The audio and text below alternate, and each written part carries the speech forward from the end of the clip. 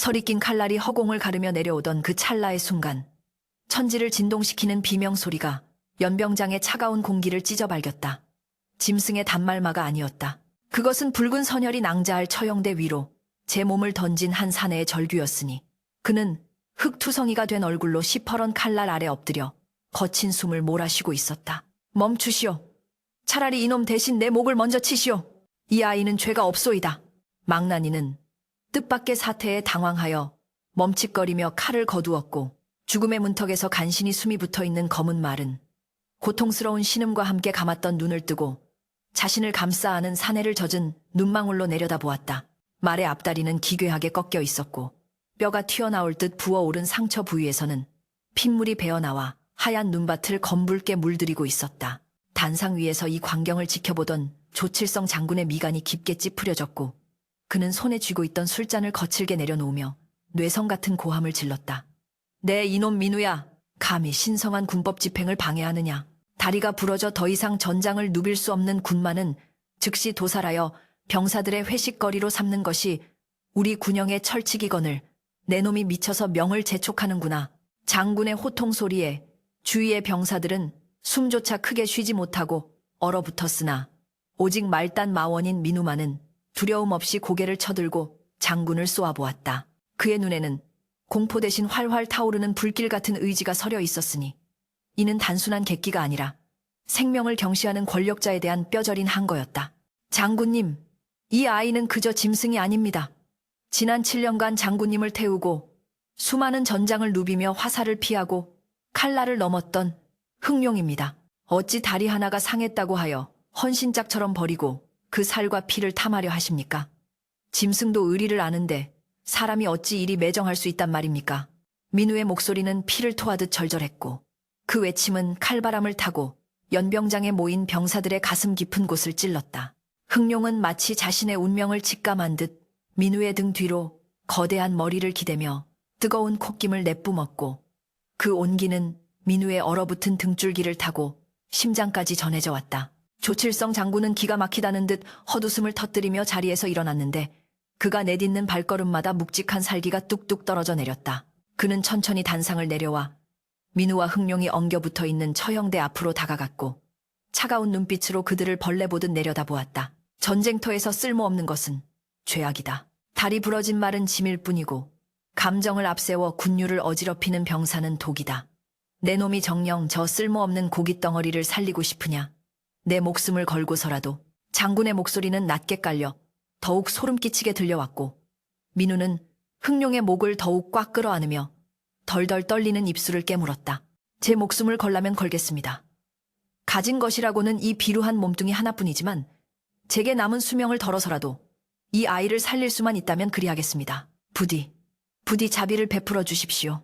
민우는 바닥에 머리를 뒀으며 읍소했고 이마에서는 붉은 피가 흘러내려 눈물과 섞였다. 그가 흑룡을 처음 만난 것은 7년 전 갓 태어난 망아지 시절부터였다. 어미를 잃고 젖을 찾지 못해 비틀거리던 녀석에게 콩죽을 쑤어 먹이며 밤새 곁을 지켰던 것이 바로 민우였다. 흑룡이 자라 천리마가 되어 장군의 애마로 발탁되었을 때도 녀석의 털을 빗겨주고 말발굽을 갈아주는 것은 언제나 민우의 몫이었다. 둘 사이에는 말과 사람의 관계를 넘어선 영혼을 나눈 형제와도 같은 끈끈한 정이 흐르고 있었다. 차가운 바람이 몰아치며 흑룡의 검은 갈기가 허공에 흩날렸고 마른 고통 속에서도 민우의 어깨에 주둥이를 비비며 위로하듯 낮은 울음소리를 냈다. 그 소리는 마치 나는 괜찮으니 너는 살라고 말하는 듯하여 민우의 가슴을 더욱 미어지게 만들었다. 조칠성 장군은 그 모습을 보며 묘한 불쾌감을 느꼈으니 그것은 자신이 평생토록 전장을 누비면서도 단 한 번도 느껴보지 못한 혹은 애써 외면해왔던 생명에 대한 경외감과 맞닿아 있었기 때문이었다. 그는 허리춤에 차고 있던 장검의 손잡이를 만지작거리며 잠시 침묵하더니 이내 잔인한 미소를 입가에 띄웠다. 죽이는 것은 너무나 쉬운 자비가 되겠구나. 좋다. 내 놈의 소원대로 해주마. 장군의 말에 민우의 눈이 번쩍 뜨였으나 이어지는 말은 죽음보다 더 가혹한 형벌이었다. 다만 군법을 어긴 죄는 물어야겠다. 너는 오늘부로 파직이다. 그리고 군영의 쌀 한 톨, 물 한 모금도 가지고 나갈 수 없다. 저 병신이 된 말과 함께 지금 당장 이곳을 떠나라. 이 엄동설 안에 다리 부러진 말을 끌고 산속에서 굶어 죽든 얼어 죽든 그것은 내 놈의 선택이니 원망하지 마라. 그것은 사실상의 사형 선고나 다름없었다. 한겨울의 북쪽 국경지대는 밤이면 살갗이 터질 듯한 추위가 몰아치고 굶주린 늑대들이 호시탐탐 먹잇감을 노리는 지옥이었다. 병사들 사이에서 안타까운 탄식이 흘러나왔으나 감히 장군의 명을 거역할 자는 없었다. 민우는 떨리는 다리에 힘을 주어 일어서려 했으나 흥룡은 부러진 다리의 고통 때문에 쉽사리 몸을 일으키지 못했다. 일어나자 흥룡아. 여기서 죽을 수는 없다. 우리가 살아서 나가는 것을 저들에게 보여주자. 민우는 흥룡의 귀에 대고 속삭이며 온몸으로 말의 무게를 지탱했다. 육중한 말의 몸무게가 민우의 어깨를 짓눌렀고 흥룡은 고통에 몸부림치면서도 민우의 간절한 목소리에 반응하여 필사적으로 뒷다리에 힘을 주었다. 뚝 하고 뼈가 어긋나는 끔찍한 소리가 들렸지만 흥룡은 이를 악물고 비틀거리며 일어섰다. 두 생명체가 서로에게 의지하여 처형대를 내려오는 모습은 참으로 처절하고도 기이했다. 민우는 자신의 겉옷을 벗어 흥룡의 부러진 다리를 감싸 묶었고 갱겹의 옷만 입은 채 살을 내는 추위를 온몸으로 받아냈다. 가자 흥룡아. 민우가 고삐를 잡고 한 걸음을 떼자 흥룡은 절뚝거리며 그 뒤를 따랐다. 세 다리로 지탱하며 걷는 걸음마다 흥룡의 거친 숨소리가 하얀 입김이 되어 흩어졌고 민우는 말의 고통을 자신의 것처럼 느끼며 눈물을 삼켰다.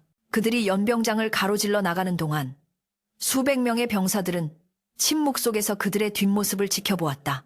개중에는 몰래 눈물을 훔치는 자도 있었고 조칠성 장군의 냉혹함에 주먹을 꽉 쥐는 자도 있었다. 군영의 육중한 나무 성문이 끼익 소리를 내며 열렸다. 성문 밖은 온통 하얀 눈보라가 휘몰아치는 황량한 벌판이었다. 민우는 잠시 멈춰서서 뒤를 돌아보았다. 높다란 망루 위에서 자신들을 내려다보는 조칠성 장군의 모습이 희미하게 보였다. 민우는 그를 향해 깊이 고개를 숙여 마지막 예를 표했다. 그것은 존경의 표시가 아니라 기필코 살아남아 당신의 판단이 틀렸음을 증명하겠다는 무언의 선전포고였다. 그리고 그는 흥룡의 목을 쓰다듬으며 눈보라 속으로 발걸음을 옮겼다. 차가운 눈송이가 민우의 뺨을 때리고 흥룡의 속눈썹에 내려앉았다. 성문이 닫히는 둔탁한 소리가 그들과 세상의 단절을 알렸다. 이제 그들 앞에는 끝을 알 수 없는 설원과 혹독한 추위만이 기다리고 있었다. 흥룡은 고통스러운지 자꾸만 무릎이 꺾이려 했지만 그때마다 민우가 어깨를 들이밀어 말의 몸을 받쳐주었다. 미안하다 흥룡아. 내가 힘이 없어서 너를 이 고생을 시키는구나.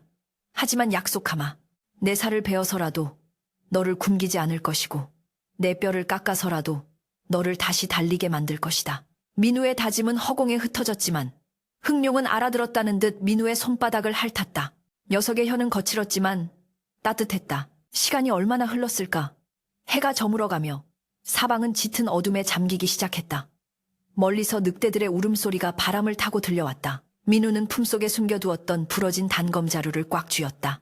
그가 군영에서 가지고 나올 수 있었던 유일한 무기였다. 걱정 마라. 내가 지켜주마. 민우는 흥룡을 안심시키며 숲 쪽으로 방향을 틀었다. 눈이 무릎까지 쌓여 걷기조차 힘든 길이었지만 평지보다는 나무가 바람을 막아주는 숲이 그나마 안전할 것이라 판단했다. 흥룡은 다친 다리를 질질 끌면서도 끈질기게 민우를 따라왔다. 눈밭 위에는 흥룡이 흘린 핏자국이 점점이 이어져 마치 붉은 꽃길처럼 보였다. 그때였다. 숲의 입구에서 거대한 그림자가 불쑥 튀어나왔다. 굶주림에 눈이 뒤집힌 멧돼지 한 마리가 거친 숨을 몰아쉬며 그들을 노려보고 있었다. 민우는 흥룡의 앞을 가로막고 섰다. 무기라고는 녹슨 단검 하나뿐인 상황에서 거대한 맹수와 맞닥뜨린 것이다. 멧돼지는 앞발로 땅을 파헤치며 공격 태세를 취했고 민우의 등 뒤에서 흥룡이 위협적으로 울부짖었다.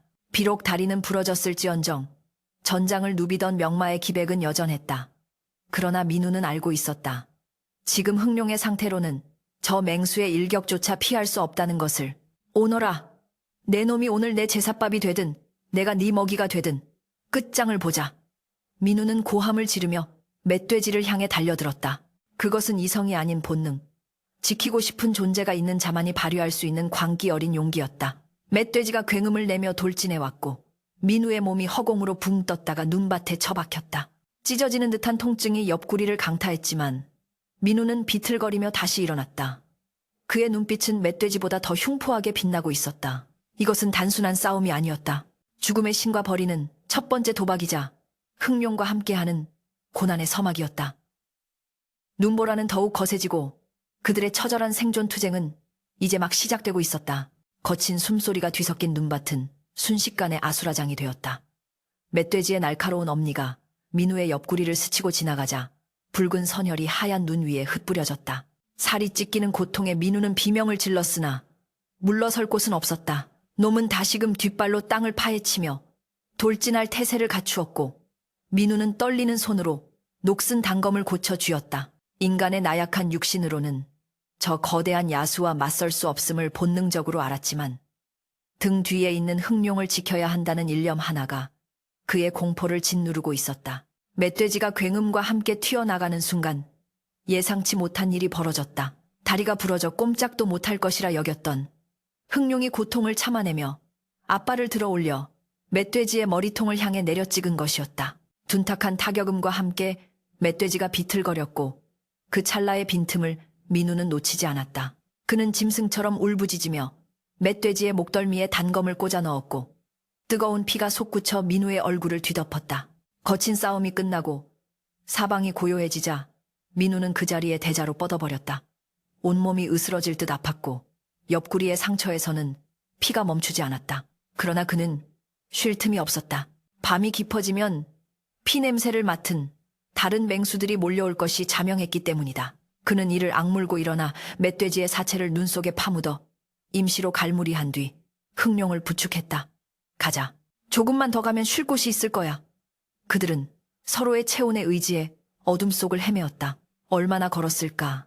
깎아지른 절벽 아래 덩굴에 가려진 낡은 오두막 하나가 희미하게 모습을 드러냈다. 오래전 화전민이나 신만이가 쓰다 버린 듯한 그곳은 지붕 반쪽이 날아가고 문짝은 덜렁거렸지만 지금의 그들에게는 궁궐보다 더 귀한 안식처였다. 그날부터 산속 오두막에서의 처절한 생존이 시작되었다. 민우는 멧돼지 가죽을 벗겨 구멍난 지붕과 벽을 막아 바람을 피했고 마른 장작을 구해 밤새 불을 피웠다. 그러나 가장 시급한 것은 흥룡의 다리였다. 부러진 뼈가 제자리를 찾지 못하고 부어오른 다리는 썩어 들어가고 있었다. 민우는 약초에 대한 지식이 전무했지만 예전 마방의 늙은 마부들이 지나가듯 했던 말들을 기억해내려 애썼다. 말뼈가 상했을 땐 산골짜기 접골목이 최고지. 다음 날 새벽 민우는 동이 트기도 전에 험한 산을 타기 시작했다. 눈 덮인 바위 틈을 뒤지고 미끄러운 절벽을 맨손으로 오르내렸다. 손톱이 깨지고 발바닥이 찢어져 피가 낭자했지만 그는 멈추지 않았다. 마침내 절벽 중턱에서 말라 비틀어진 가지 같은 접골목을 발견했을 때 민우는 마치 산삼이라도 캔 듯 환호성을 질렀다. 민우는 구해온 접골목을 지식여 흥룡의 환부에 붙이고 택넝쿨과 부목으로 단단히 고정했다. 그리고 멧돼지 고기를 삶은 물에 쌀겨와 산나물을 섞어 묽은 죽을 쑤었다. 자신은 건더기 없는 국물만 마시면서도 흥룡에게는 고기 덩어리와 걸쭉한 죽을 떠먹였다. 먹어라. 많이 먹고 기운을 차려야 뼈가 붙는다. 흥룡은 민우의 마음을 아는지 짐승임에도 투정 한번 부리지 않고 주는 대로 받아 먹었다. 밤이 되면 통증이 심해지는지 흥룡은 식은땀을 흘리며 끙끙 앓는 소리를 냈다. 그럴 때면 민우는 밤새도록 말의 다리를 주무르고 마사지하며 곁을 지켰다. 미안하다. 흥룡아. 내가 너를 지켜주지 못해 이 고생을 시키는구나. 민우가 흥룡의 목을 끌어안고 흐느끼면 흥룡은 커다란 눈망울에서 뚝뚝 눈물을 흘리며 민우의 뺨을 핥아주었다. 그것은 짐승의 눈물이 아니었다. 생사고락을 함께하는 동반자의 뜨거운 위로였다. 겨울이 깊어갈수록 식량은 바닥을 드러냈고 추위는 살을 파고들었다. 민우의 몰골은 점점 야위어 뼈만 앙상하게 남았고 옷은 해져서 거짓골이 다 되었으나 그의 눈빛만은 형형하게 빛났다. 그는 자신이 굶더라도 흥룡의 끼니는 거르지 않았고 눈보라가 치는 날에도 약초를 구하러 나가는 것을 멈추지 않았다. 한 번은 벼랑 끝에서 발을 헛디뎌 굴러떨어져 죽을 고비를 넘기기도 했고 굶주린 늑대 무리와 마주쳐 횃불 하나로 밤새 대치하기도 했다. 그때마다 민우를 버티게 한 것은 오직 하나, 언젠가 다시 흥룡과 함께 대지를 질주하겠다는 희망이었다. 그는 매일 밤 흥룡에게 옛 전장의 이야기를 들려주었다. 기억나느냐? 우리가 압록강변에서 오랑캐 놈들을 추격하던 날을. 네가 바람보다 빨리 달려서 적장의 투구를 낚아채지 않았더냐. 너는 다시 그렇게 달릴 수 있다. 아니, 더 빨리 달릴 것이다. 흥룡은 귀를 쫑긋거리며 그 이야기를 듣는 것을 좋아했다. 지옥 같던 겨울이 지나고 계곡에 얼음이 녹아내리는 소리와 함께 봄이 찾아왔다. 앙상했던 나뭇가지에 새순이 돋아나고 산비탈에는 이름 모를 야생화들이 피어나기 시작했다. 민우의 지극정성 덕분인지 아니면 하늘이 감동한 것인지 흥룡의 다리 붓기는 눈에 띄게 가라앉았고 썩어가던 살점에는 새살이 돋아나고 있었다. 민우는 조심스럽게 부목을 풀어내고 흥룡의 다리를 만져보았다. 비뚤어졌던 뼈가 기적처럼 제자리를 찾아 단단하게 굳어 있었다. 흥룡아, 이제 한번 일어서 보겠느냐? 민우의 목소리는 기대와 두려움으로 떨리고 있었다.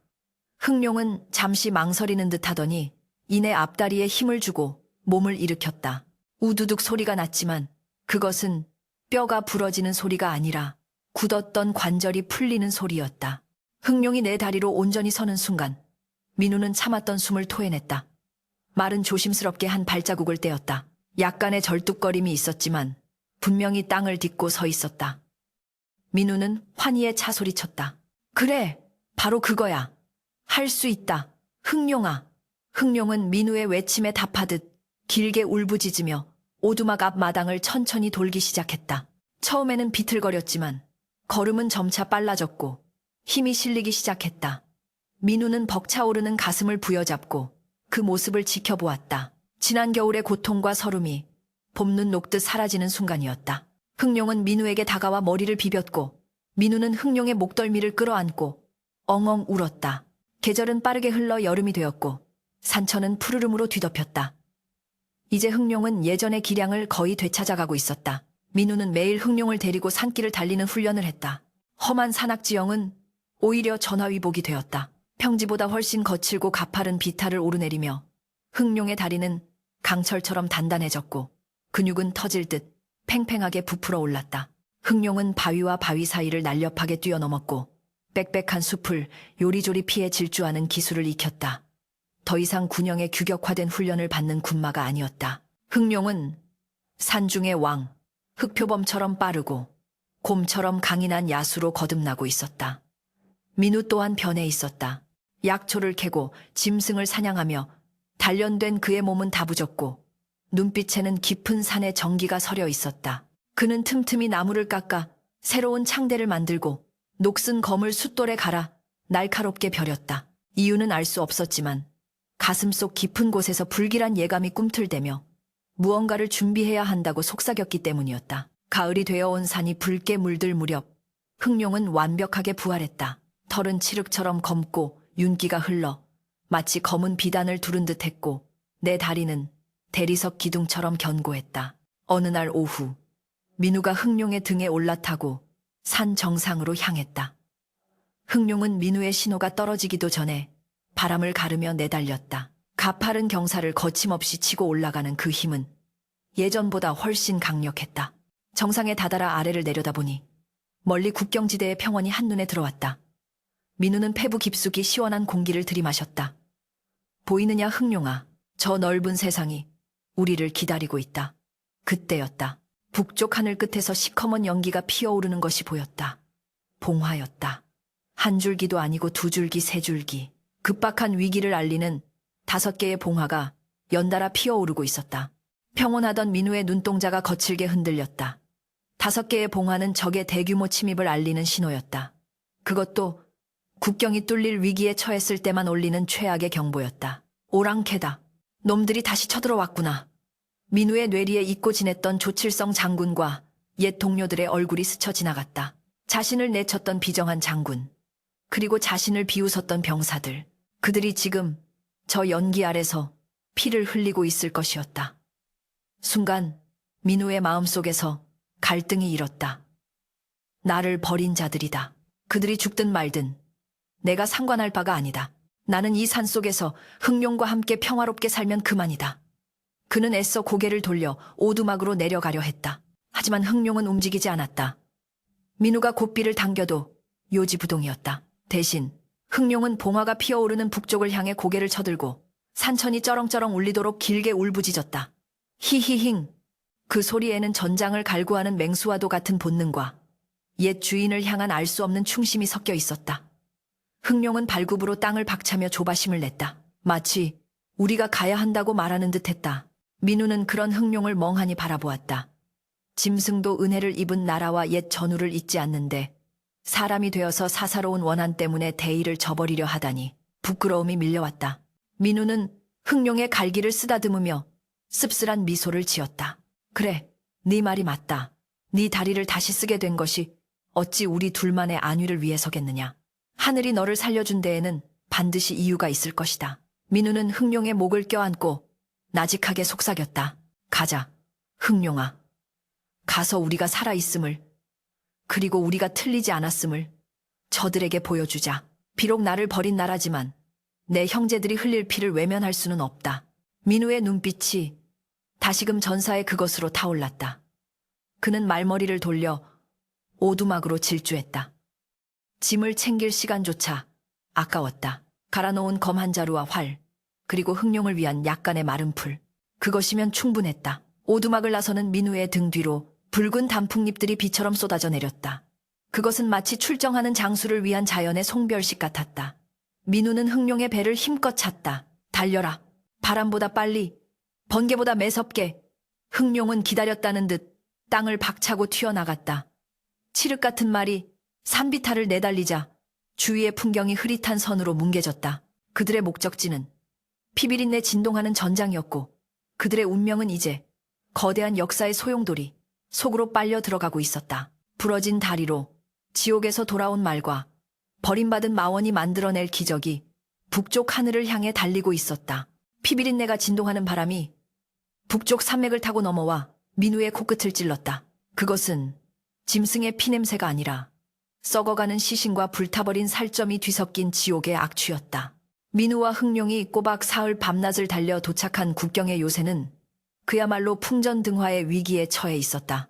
산등성이 너머로 내려다 보이는 평원은 온통 오랑캐의 10만 대군이 쳐놓은 검은 천막으로 뒤덮여 있었고 밤하늘을 수놓은 수천 개의 횃불은 마치 지상의 별들이 타락하여 내려앉은 듯 섬뜩한 광경을 자아냈다. 성벽 곳곳은 투석기에 맞아 무너져 내렸고 끊임없이 쏘아올리는 불화살은 성안을 불바다로 만들고 있었다. 성안에서 들려오는 병사들의 비명과 백성들의 곡소리는 끊이지 않았으니 이곳은 더 이상 산자들의 땅이 아닌 귀신들의 연회장과 다를 바 없었다.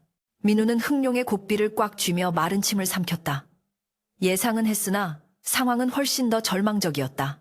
성을 포위한 오랑캐 군대는 물샐 틈 없는 포위망을 구축해 놓았고 개미새끼 한 마리도 빠져나갈 구멍이 보이지 않았다. 늦은 것인가? 민우의 입에서 탄식이 흘러나왔다. 저 거대한 군세 앞에서 자신과 말한필이 무엇을 할 수 있을지 막막함이 밀려왔다. 그때 흥룡이 불안한 듯 발을 구르며 낮은 소리로 울었다. 녀석의 시선은 성벽의 가장 높은 곳 장대장다이를 향하고 있었다. 그곳에는 찢겨나간 군기가 위태롭게 펄럭이고 있었고 칠흑 같은 어둠 속에서도 갑옷을 입은 장수의 실루엣이 희미하게 보였다. 조칠성 장군이었다. 그는 성벽을 짚고 서서 죽음을 기다리는 늙은 사자처럼 고개를 떨구고 있었다. 성 안의 상황은 밖에서 보는 것보다 더욱 참혹했다. 식량은 바닥난 지 오래였고 화살도 떨어져 병사들은 돌을 던지며 저항하고 있었다.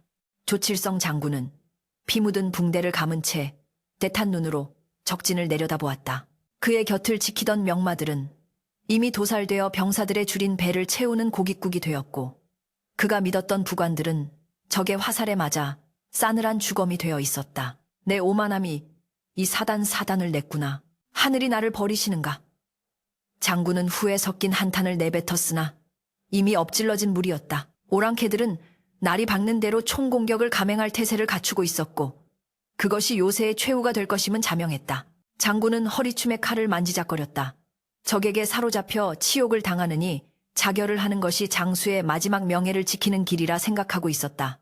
산등성이에 숨어 이 모든 것을 지켜보던 민우의 눈에 기이한 움직임이 포착되었다. 적진의 후방, 깎아지른 듯한 절벽 아래로 오랑캐의 정예 부대가 은밀하게 이동하고 있었다. 그들은 성벽이 무너져 방어가 취약해진 서쪽 성벽을 기습하여 성문을 안에서부터 열려는 수작이었다. 아군 병력은 모두 정문 쪽에 집중되어 있어 이 기습이 성공한다면 요새는 순식간에 함락될 것이었다. 안 돼. 민우는 다급하게 소리쳤으나 거리는 멀고 목소리는 닿지 않았다. 말을 돌려 내려가려 했으나 일반적인 길은 이미 적군에게 차단되어 있었다. 남은 길은 오직 하나. 짐승들도 다니지 않는다는 험준한 바위 절벽뿐이었다. 민우는 흥룡의 목을 감싸 안으며 떨리는 목소리로 속삭였다. 흥룡아, 할 수 있겠느냐? 저 낭떠러지를 타고 내려가야 한다. 발을 한 번이라도 헛디디면 우리는 뼈도 못 추린다. 흥룡은 민우의 눈을 깊이 들여다보더니 두려움 없이 콧김을 뿜어냈다. 녀석의 눈빛은 마치 지난 1년간 산속에서 겪은 그 모든 고행이 바로 이 순간을 위한 훈련이었다고 말하는 듯했다. 민우는 결심을 굳히고 흥룡의 등에 올라탔다. 가자. 우리를 버린 자들을 위해 우리가 죽으러 간다. 민우의 외침과 함께 흥룡이 절벽 아래로 몸을 던졌다. 미친 짓이었다. 그러나 그것은 평범한 말이 아닌 산중의 왕으로 거듭난 흥룡이기에 가능한 기적의 질주였다. 흥룡은 튀어나온 바위를 발판 삼아 지그재그로 뛰어내렸고 미끄러운 자갈밭을 썰매 타듯 미끄러져 내려갔다. 말발굽이 바위에 부딪힐 때마다 시뻘건 불꽃이 튀었고 민우는 흥룡의 갈기를 생명줄처럼 잡고 비명을 질렀다. 절벽을 타고 내려오는 검은 그림자를 발견한 오랑캐 정예병들은 자신들의 눈을 의심했다. 하늘에서 거대한 괴물이 쏟아져 내려오는 것만 같았다. 쾅! 하는 굉음과 함께 흥룡이 지상에 착지했다. 충격으로 땅이 울리고 흙먼지가 피어올랐다. 착지와 동시에 흥룡은 멈추지 않고 적군을 향해 돌진했다. 민우는 등 뒤에서 활을 꺼내 순식간에 세 발을 연달아 쏘았다. 뉴기에 어둠을 가르는 화살은 정확히 적의 횃불을 든 병사들의 목을 꿰뚫었다. 귀신이다. 산신령이 노했다. 오랑캐 병사들은 혼비백산하여 소리쳤다. 그도 그럴 것이. 칠흑 같은 흑마 위에 올라탄 민우의 모습은 머리를 산발하고 눈이 뒤집힌 악귀와도 같았기 때문이었다. 막아라. 놈은 혼자다. 적의 대장이 뒤늦게 사태를 파악하고 고함을 쳤지만 흥룡의 기세는 멈출 줄 몰랐다.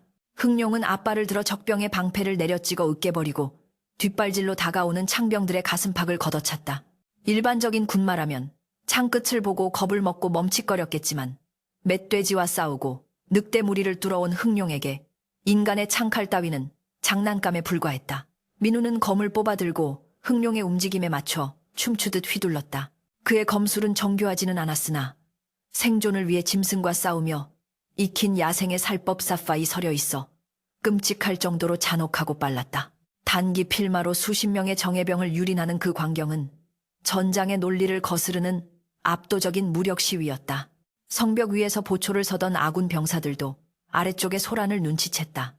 장군님, 서쪽 절벽 아래서 누군가 적들과 싸우고 있습니다. 병사의 다급한 보고에 조칠성 장군이 비틀거리며 달려왔다. 횃불에 비친 광경을 본 장군은 눈을 의심했다. 수많은 적들 한가운데서 검은 말이 미친 듯이 날뛰고 있었는데 그 움직임이 너무나 낯익었다. 다리를 저는 듯하면서도 기묘하게 몸을 비틀어 공격을 피하고 험한 지형을 평지처럼 뛰어다니는 저 말, 그리고 그 위에서 피투성이가 된 채 고함을 지르는 사내. 설마 민우냐? 그리고 저 말은 흥룡? 장군의 입이 딱 벌어졌다. 죽었다고 생각했던, 아니 자신이 죽으라고 내몰았던 그들이 지옥에서 돌아와 자신을 구하고 있는 것이었다. 민우는 적의 기습 부대를 와해시킨 후 성벽을 향해 소리쳤다. 성문을 여시오! 놈들이 증원군을 부르고 있소! 빨리 문을 열지 않으면 다 죽습니다. 그의 목소리는 전장의 소음 속에서도 뚜렷하게 들려왔다. 조칠성 장군은 멍하니 있다가 퍼뜩 정신을 차렸다. 문을 열어라. 당장 저들을 들여보내라. 부관들이 만류했다. 장군님, 적의 함정일 수도 있습니다. 문을 열었다가 적들이 들이닥치면 장군은 부관의 멱살을 잡고 포효했다. 내 놈 눈에는 적의 함정으로 보이느냐? 저들은 우리 목숨을 구하려고 사지로 뛰어든 것이다. 당장 문을 열지 않으면 내 손으로 내 목을 베겠다. 육중한 성문이 끼익 소리를 내며 조금 열리자 민우는 흥룡의 옆구리를 찼다. 오랑캐들이 뒤늦게 성문 쪽으로 쇄도했으나 흥룡은 그들보다 한 발 앞서 성문 틈으로 미끄러져 들어갔다. 쾅! 성문이 닫히고 빗장이 걸리는 소리가 났다. 요새 안으로 들어온 민우와 흥룡은 거친 숨을 몰아쉬며 바닥에 쓰러질 듯 멈춰섰다. 흥룡의 온몸은 땀과 적의 피로 뒤범벅이 되어 김이 모락모락 피어올랐고 민우 또한 성한 곳이 없었다. 주위로 병사들이 몰려들었다. 그들은 횃불을 들어 두 생명체를 비추어 보았다. 앙상하게 마른 사내와 곳곳에 흉터가 가득한 거대한 흑마. 그것은 영웅의 귀환이라기보다는 지옥에서 살아 돌아온 망령들의 처절한 생존 신고였다. 조칠성 장군이 떨리는 걸음으로 다가왔다. 그는 민우의 얼굴을 보고 다시 흥룡의 다리를 보았다. 굵어진 관절과 흉터 자국이 선명한 그 다리는 여전히 기형적으로 보였으나 강철처럼 단단한 근육이 휘감겨 있었다. 살아 있었구나. 그 다리로, 그 몸으로 어찌. 장군의 목소리는 물기에 젖어 있었다. 민우는 말에서 내리지 않은 채 차가운 눈빛으로 장군을 내려다보았다. 살아 돌아온 것이 불만입니까? 아니면 저희를 잡아먹지 못해 아쉬우십니까? 민우의 말에는 날카로운 가시가 돋쳐 있었으나 장군은 아무 대꾸도 하지 못하고 고개를 떨구었다. 그때 성 밖에서 웅장한 북소리가 울려 퍼졌다. 둥, 둥, 둥. 기습이 실패로 돌아가자 오랑캐 본진이 분노하여 총공격을 준비하는 소리였다. 땅이 울리고 성벽이 진동했다. 잠시나마 감격에 젖어있던 병사들의 얼굴에 다시금 죽음의 공포가 드리워졌다. 민우는 말없이 북쪽 하늘을 바라보았다. 이제 시작일 뿐이었다. 기습을 막아내긴 했으나 10만 대군은 여전히 건재했고 성 안의 병력은 고작 수천에 불과했다. 하지만 민우의 눈빛은 흔들리지 않았다. 그는 흥룡의 목을 쓰다듬으며 나직하게 말했다. 준비되었느냐? 이제 진짜 싸움이다. 흥룡은 대답 대신 앞발로 땅을 힘차게 긁었다. 불꽃이 튀었다. 그 소리는 절망에 빠진 요새 안에서 유일하게 울려 퍼지는 희망의 심장 박동 소리였다. 여명 리밍이 밝아오기도 전 대지를 뒤흔드는 북소리가 심장을 옥죄어 왔다. 오랑캐의 본진에서 쏘아올린 수만 개의 불화살이 밤하늘을 시뻘겋게 뒤덮으며 소나기처럼 쏟아져 내렸다. 방패를 올려라. 놈들이 온다. 성벽 위에서 병사들이 절규했으나 그 목소리는 이내 굉음과 비명 속에 파묻혀버렸다. 거대한 공성퇴가 성문을 들이받을 때마다 요새 전체가 지진이 난 듯 요동쳤고 사다리를 타고 개미떼처럼 기어오르는 적병들의 기세는 성난 파도와 같았다. 조칠성 장군은 선두에서 칼을 휘두르며 적을 베어 넘겼으나 중과부적이었다. 동료들이 하나둘씩 쓰러져갔고 성문은 금방이라도 부서질 듯 삐걱거렸다. 죽음의 그림자가 요새 안의 모든 생명을 집어삼키려 입을 벌리고 있었다. 그 아비규환의 한복판에서 민우는 피 묻은 칼을 짚고 흥룡의 옆에 서 있었다. 그의 시선은 성벽 너머 적진의 가장 깊숙한 곳에 꽂혀 있었다. 그곳에는 화려한 황금 깃발 아래 호랑이 가죽을 두른 적장뒤. 이 거만한 자세로 전황을 지켜보고 있었다. 이대로는 다 죽는다. 성벽을 지키는 것은 의미가 없다. 민우가 중얼거렸다. 수비만으로는 10만 대군을 당해낼 재간이 없었다. 유일한 활로 이러는 적의 심장을 찌르는 것, 즉 적장의 목을 베어 적의 지휘체계를 무너뜨리는 것뿐이었다. 그러나 수만 명의 호위병을 뚫고 적장에게 다가가는 것은 불가능에 가까운 자살행위나 다름없었다. 민우는 흥룡을 돌아보았다. 녀석은 이미 주인의 마음을 읽은 듯했다. 흥룡의 눈동자는 공포 대신 차가운 투지로 번들거리고 있었고 콧김을 거칠게 뿜어내며 당장이라도 뛰쳐나갈 듯 발을 구르고 있었다. 그래, 너도 같은 생각이구나.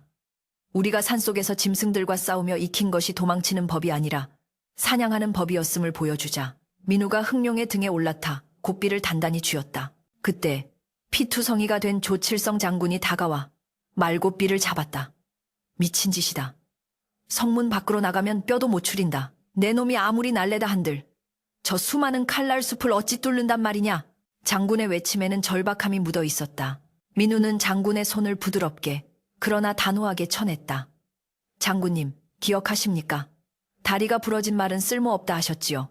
하지만 오늘 그 쓸모없는 말이 천하를 구하는 것을 똑똑히 지켜보십시오. 민우의 눈빛은 서리발처럼 차가웠으나 그 속에는 뜨거운 불덩이가 일렁이고 있었다. 성문을 여시오. 내가 길을 열겠소.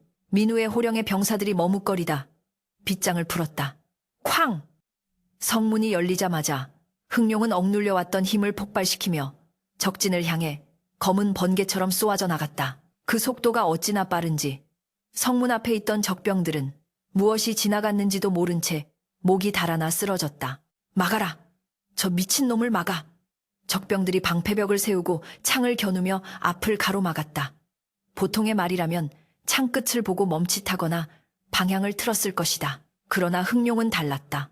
녀석은 속도를 줄이지 않고 그대로 방패벽을 향해 도약했다. 그것은 말이 뛰는 것이 아니었다. 마치 사냥이 절벽을 타듯 허공을 밟고 솟구쳐 오르는 기묘하고도 경이로운 도약이었다.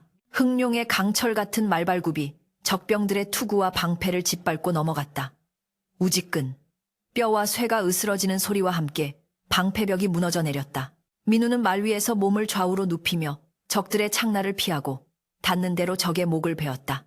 적진은 순식간에 혼란에 빠졌다. 다리를 절며 비틀거리는 듯하면서도 묘하게 공격을 피하고 예측할 수 없는 방향으로 튀어오르는 흥룡의 움직임은 그들이 한 번도 본 적 없는 기괴한 것이었다. 그것은 정형화된 군마의 움직임이 아니라 야생에서 생존을 위해 체득한 짐승의 본능적인 회피 기동이었다.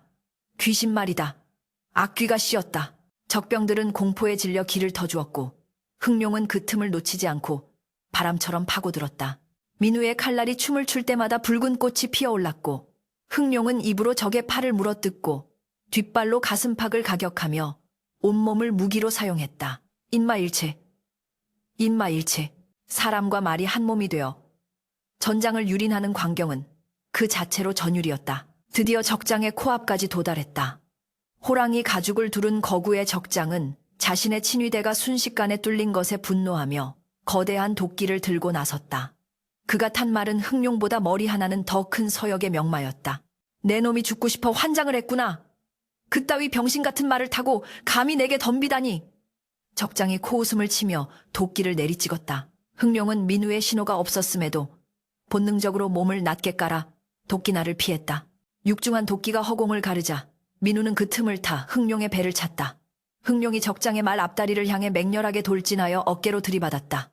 쿵 하는 소리와 함께 거대한 서역마가 균형을 잃고 휘청거렸다. 지금이다.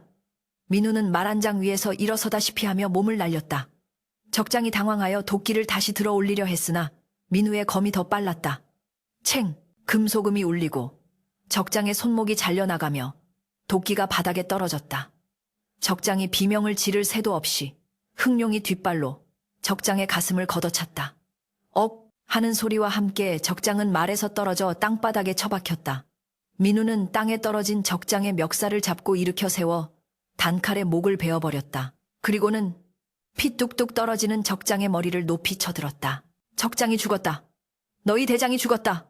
민우의 외침이 전장에 울려 퍼지자 순식간에 정적이 감돌았다. 미친 듯이 공격해오던 오랑캐 병사들은 자신들의 눈을 의심했다. 무적이라 믿었던 대장이 이름 없는 마원과 절름발이 말에게 당했다는 사실을 믿을 수 없었다.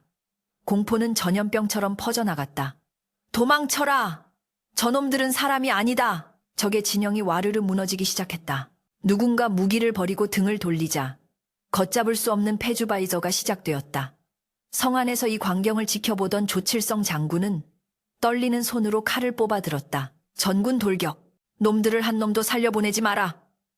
성문이 활짝 열리고 사기가 충천한 아군 병사들이 도망치는 적들의 뒤를 쫓아 쏟아져 나왔다. 전투는 기적적인 대승으로 끝났다. 해가 중천에 떴을 때 요새 앞 벌판은 적들의 시체로 뒤덮여 있었다. 민우는 피와 땀으로 범벅이 된 채 시체 더미 위에 앉아 흥룡의 목을 끌어안고 있었다. 흥룡은 지쳤는지 거친 숨을 몰아쉬면서도 승리감에 취해 민우의 어깨에 머리를 기대고 있었다. 녀석의 온몸에는 새로운 상처들이 훈장처럼 새겨져 있었지만 눈빛만은 그 어느 때보다 맑고 강인했다. 그때 저 멀리서 조칠성 장군과 부관들이 다가오는 것이 보였다. 병사들이 홍해처럼 갈라지며 길을 댔다. 조칠성 장군은 민우와 흥룡 앞에 멈춰섰다. 그의 갑옷도 피로 물들어 있었으나 지금 그의 얼굴에 서린 것은 전장의 살기가 아닌 깊은 회한과 경외감이었다. 장군은 천천히 허리춤에 칼을 풀어 바닥에 내려놓았다. 그리고는 믿을 수 없는 행동을 했다. 천하의 조칠성 장군이 일개 마원과 말 앞에 무릎을 꿇은 것이다. 주위의 병사들이 숨을 죽였다. 민우야, 그리고 흥룡아, 장군의 목소리는 떨리고 있었다. 내가 틀렸다. 내 눈이 멀어 진짜 보물을 알아보지 못하고 돌덩이 취급을 하여 버렸구나. 너희가 아니었으면 오늘 우리는 모두 이곳에서 뼈를 묻었을 것이다. 장군은 고개를 숙이며 눈물을 흘렸다. 그것은 패배의 눈물이 아닌 진정한 용사의 참회였다. 내 목숨은 이제 너희 것이다. 나를 베어도 좋고 욕보여도 좋다. 다만 부디 나의 어리석음을 용서해다오. 민우는 잠시 장군을 내려다보았다. 지난 1년간 산속에서 씹어삼켰던 원망과 분노가 가슴속에서 소용돌이쳤다. 당장이라도 장군을 꾸짖고 싶었으나 흥룡이 민우의 옷자락을 물고 당겼다.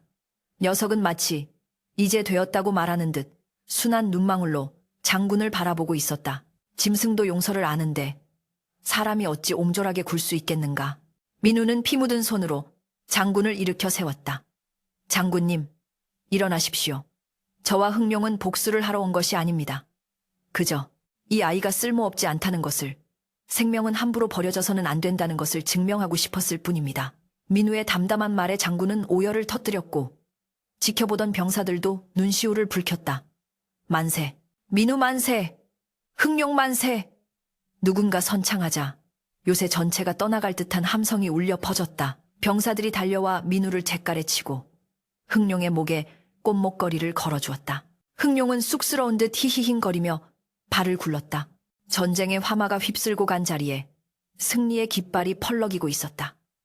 그러나 민우의 표정은 마냥 기쁘지만은 않았다. 그는 화려한 환호 속에서 조용히 흥룡의 갈기를 쓰다듬으며 먼 산을 바라보았다. 그곳에는 그들이 함께 고통을 나누고 생명을 키워냈던 낡은 오두막이 기다리고 있었다.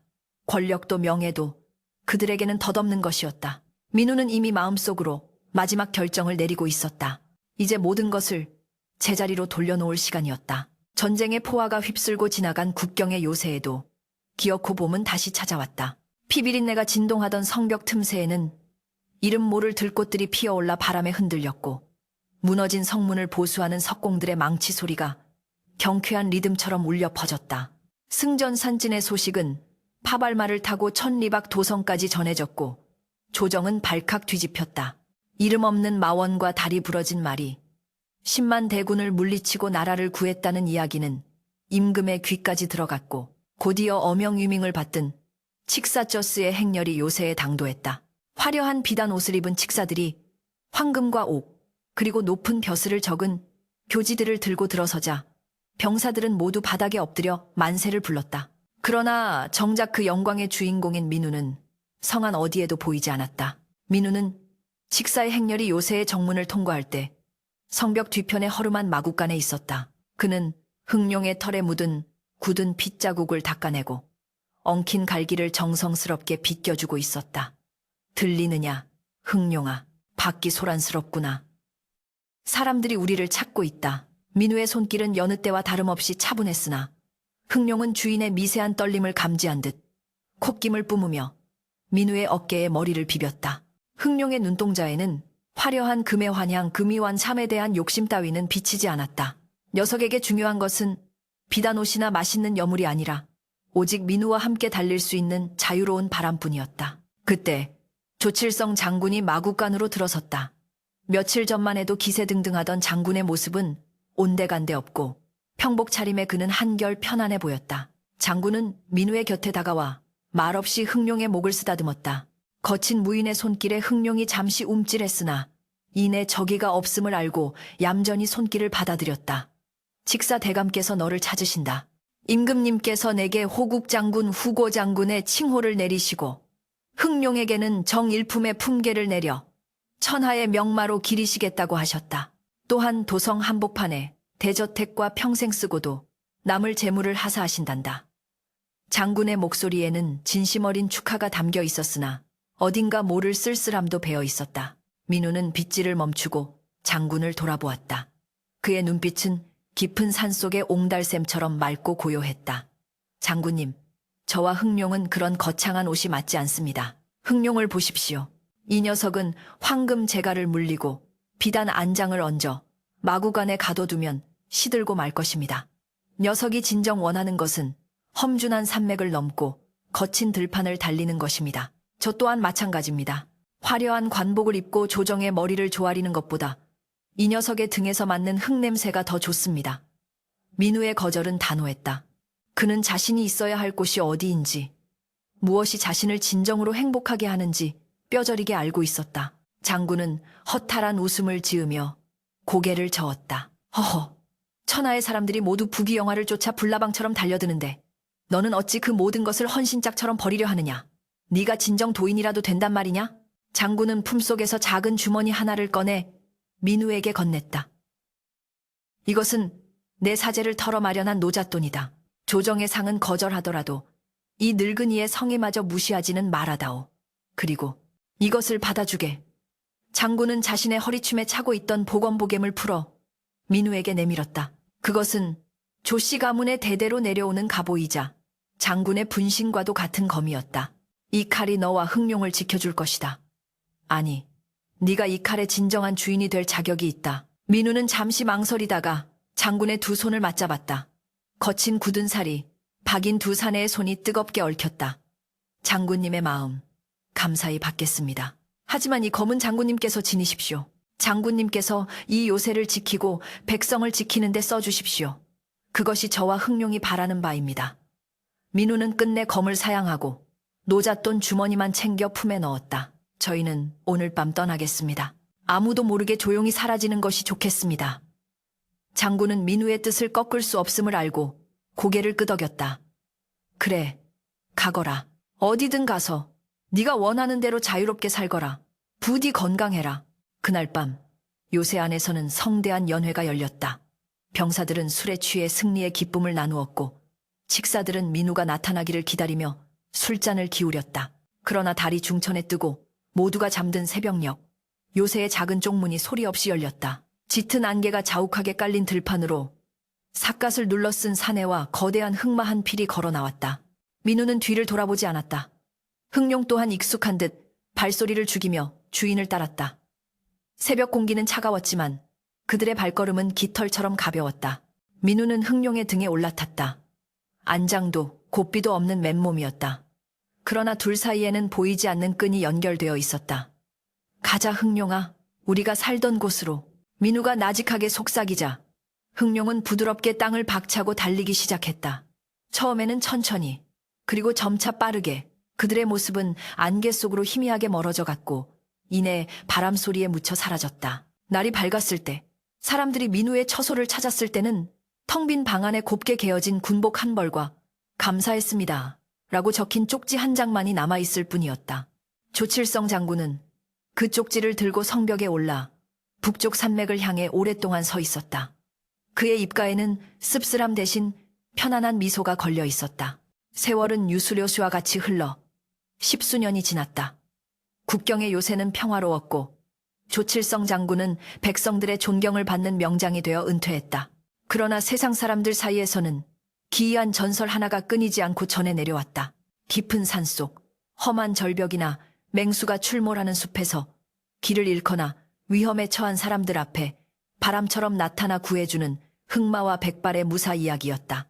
누군가는 그 말이 구름을 타고 하늘을 날았다고 했고 누군가는 그 무사의 검이 번개처럼 빛났다고 했다. 어느 늦가을, 산골 마을의 주막에 백발이 성성한 노인이 되어버린 옛 병사 하나가 막걸리 잔을 기울이며 젊은이들에게 이야기를 풀고 있었다. 내 두 눈으로 똑똑히 보았지. 다리가 부러져 죽어가던 말을 제 목숨보다 아끼던 그 멍청한 녀석을 말이야. 다들 비웃었어. 짐승 따위에게 무슨 정성을 그리 쏟느냐고. 헌데 말이다. 그 짐승이 은혜를 갚더라. 그것도 그냥 갚은 게 아니라 나라를 구하고 우리 모두의 목숨을 구했지. 노인은 눈시울을 붉히며 먼 산을 바라보았다. 세상 만물에 귀하지 않은 목숨이 어디 있겠느냐. 미물이라도 진심을 다해 대하면 영물링우이 되고 사람이라도 그 마음을 잃으면 짐승만도 못한 법이지. 바람이 부는 날이면 산 쪽을 귀 기울여 보거라. 닥닥닥. 말발굽 소리가 들릴 게야. 그건 귀신 소리가 아니라 아직도 우리를 지켜주는 그 녀석들의 안부 인사일 테니. 노인의 이야기가 끝나자 주막 밖 대나무 숲에서 한바탕 바람이 불어왔다. 바람소리 사이로 히힝 하는 말 울음소리가 섞여 들려오는 듯 했다. 사람들은 홀린 듯 밖을 내다보았으나 보이는 것은 붉게 타오르는 저녁 노을과 끝없이 펼쳐진 산맥뿐이었다. 그러나 그 순간 모두는 알고 있었다. 전설은 사라진 것이 아니라 저 산맥 어딘가에서 여전히 자유롭게 숨쉬며 달리고 있다는 것을. 다리 부러진 말과 버림받은 마원이 써내려간 기적의 이야기는 그렇게 바람이 되어 영원히 이 땅을 떠돌고 있었다.